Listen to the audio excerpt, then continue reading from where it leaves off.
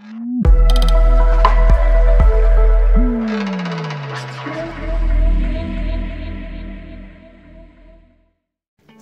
langkah penerapan ISO 45001-2018.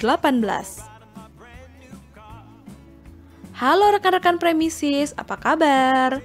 Semoga Anda selalu dalam kondisi terbaik dengan selalu memprioritaskan keamanan selama bekerja. Bicara soal keamanan selama bekerja, tidak terlepas dari peran ISO 45001-2018, Sistem Manajemen Keselamatan dan Kesehatan Kerja. Di 2 video sebelumnya, Premisis sudah membahas tentang apa itu ISO 45001-2018 dan 10 klausul di dalamnya. Belum nonton? Langsung cek videonya ya di channel YouTube Premisis Consulting. Nah, di video kali ini, setelah kita tahu bagaimana peran ISO 45001 dan 10 klausul di dalamnya, mari kita lanjutkan ke 9 langkah penerapannya. Anda yang tertarik untuk mengimplementasikan sistem ini wajib nonton sampai selesai ya. Apa saja langkah-langkahnya? Tapi sebelum itu jangan lupa subscribe dan nyalakan lonceng notifikasi agar tidak ketinggalan video baru setiap minggunya. Yuk kita mulai dari langkah yang pertama. Buat prosedur dalam penanganan situasi darurat.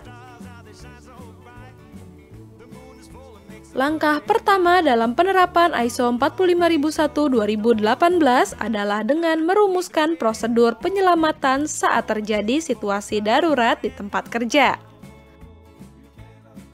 Karena tidak ada yang tahu kapan bahaya dan penyakit akan datang dan menyerang pekerja, maka melakukan tindakan antisipasi yang terstruktur dalam sebuah prosedur menjadi langkah utama yang harus dilakukan. Lakukan pengawasan dan follow-up SMK 3. Jika prosedur sudah dibuat, maka tinggal bagaimana cara mewujudkannya agar bisa diterapkan oleh setiap pihak-pihak yang berkepentingan. Oleh karena itu, perusahaan dapat mengambil kontrol melalui pengawasan dan follow-up dari penerapan sistem manajemen K3 di lingkungan kerja.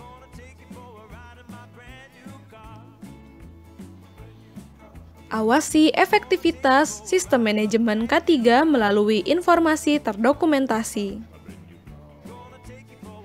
Setiap pengawasan yang dilakukan diperlukan dokumentasi sebagai acuan sumber informasi terukur dari penerapan sistem manajemen K3 berbasis ISO 45001-2018. Identifikasi bahaya dan penilaian risiko.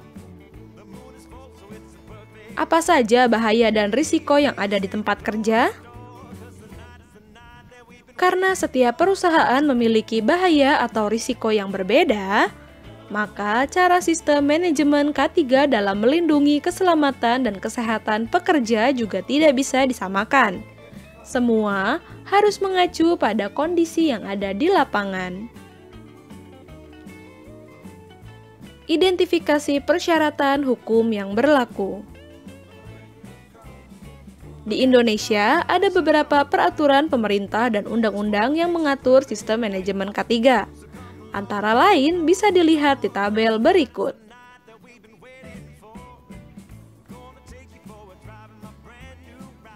Jangan lupa untuk selalu mensosialisasikan peraturan-peraturan tersebut agar pemahaman pekerja terhadap hak dan kewajiban mereka dapat meningkat, sehingga menciptakan lingkungan kerja yang aman dan sehat.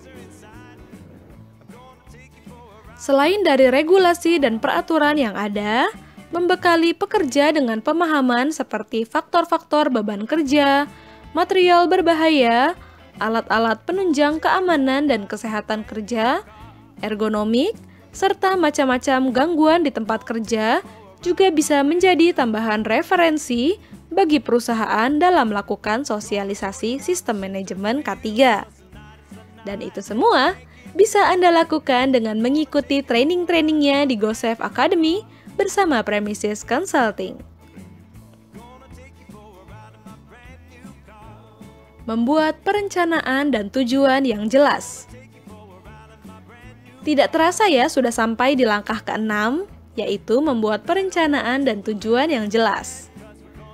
Pada langkah ini, yang dilakukan memang lebih teknis, mengacu pada perumusan peraturan di mana setelah Anda mengumpulkan informasi sebanyak-banyaknya mengenai ancaman bahaya dan risiko, kini tahapan selanjutnya adalah mempergunakan informasi tersebut menjadi landasan dalam membuat peraturan yang terdiri dari poin-poin yang saling terintegrasi dan tidak tumpang tindih.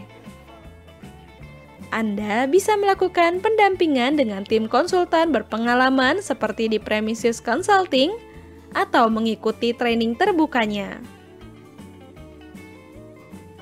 Identifikasi konteks organisasi dan pihak terkait. Tidak hanya menelusuri kebutuhan dan memberikan jaminan keselamatan serta kesehatan terhadap pihak internal seperti pekerja, perusahaan juga diminta untuk bisa mengidentifikasi konteks dari organisasi secara menyeluruh. Karena dengan memahami kebutuhan dan ekspektasi pekerja serta pihak-pihak berkepentingan lainnya, perusahaan akan mampu untuk merumuskan ketersediaan fasilitas maupun regulasi yang tepat. Identifikasi insiden atau kecelakaan. Kami mengerti bahwa tidak ada yang mau mengalami kecelakaan ataupun mendapatkan penyakit akibat kerja. Namun, apabila kedua peristiwa ini terjadi dan tidak bisa dihindari, maka yang perusahaan harus lakukan adalah dengan mengidentifikasi serta melakukan investigasi menyeluruh terhadap penyebab serta tindakan penanggulangan yang perlu dilakukan. Tujuannya adalah agar perusahaan dapat mengambil corrective action sehingga kejadian yang sama tidak terulang kembali. Lakukan internal audit. Langkah terakhir atau yang ke-9 adalah dengan melakukan internal audit. Proses ini dilakukan agar perusahaan selalu terbuka terhadap fakta yang terjadi beserta perubahan yang dibutuhkan sehingga improvement bisa terus diterapkan demi mempertahankan efektivitas dari sistem manajemen K3 ISO 45001-2018. Itulah 9 langkah dalam penerapan ISO 45001-2018. Tentunya mulai dari awareness hingga internal audit bisa Anda ikuti trainingnya di Premises Consulting. Anda juga bisa melakukan pendampingan mulai dari proses identifikasi, perumusan, hingga lulus uji sertifikasi bersama Premises Consulting. Caranya mudah, cukup masuk ke www.trainingcenter.events atau lebih mudahnya, Anda bisa menghubungi kami di nomor berikut. Oke, sekian dulu ya video kali ini. Jangan lupa like, komen, dan subscribe, serta nyalakan lonceng notifikasinya, karena setiap minggu akan selalu ada video baru. Bagikan juga video ini jika Anda rasa informasinya bermanfaat. Dan kalau Anda punya pertanyaan lain atau mau request topik tertentu, bisa langsung saja tulis di kolom komentar. Sampai jumpa! Gonna take you for a ride in my brand new car. Gonna take you for a ride in my brand new car. Gonna show you how the shifter feels, 'cause tonight is the night.